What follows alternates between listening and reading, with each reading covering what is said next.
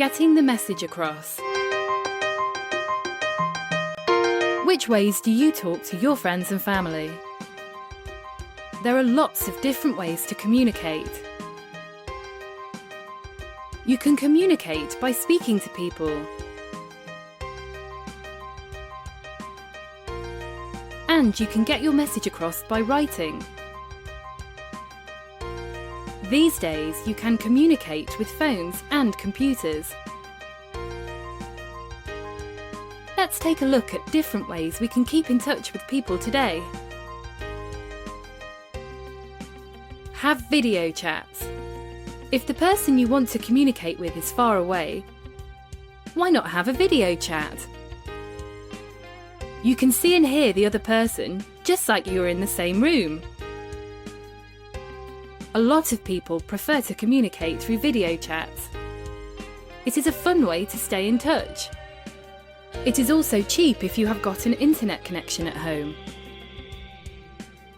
The only problem is if the internet connection is too slow. Then the image or sound quality might not be very good. Talking face to face. Talking face to face is personal. When you are working on a project with someone at school, the best way to communicate is face to face. You will save time when you communicate well. And your project will be more successful. To talk face to face, you have to be in the same place as the other person. Making phone calls. When you are not in the same place as someone else, you can talk on the phone. It is a great way to talk to someone quickly. You will use the phone to call the police in an emergency. It is the fastest way to contact them.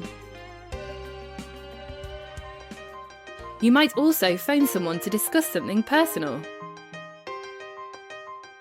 Sending text messages. Nowadays, a lot of people send text messages to their friends and family. It is a fast and cheap way to communicate. You can't say many things in a text message. It is a great way to arrange to meet someone or to ask someone how they are. Using social networking. Social networking is very common these days. Teenagers use social networking sites because it is easy to keep in touch with lots of friends at once. Social networks are also the fastest way to share pictures and videos. Sending emails. Sending emails is another modern way to communicate. You can write a lot in an email, so it is good when you have got more things to discuss. It is a cheap way to get your message across, and your emails are sent instantly. However, you might not get an answer straight away. The other person has to check their inbox before they see your message. People need an internet connection to read and write emails. So, it is not always possible to communicate in this way. Sending letters. Before emails existed, people sent letters to each other. Nowadays, this type of communication is less popular. Most people think letters are more personal than emails. However, you can write the same things in an email. When you write a letter, you have to put it in an envelope, stick a stamp on it, and put it in a postbox. Maybe this extra effort is why people think it is more personal.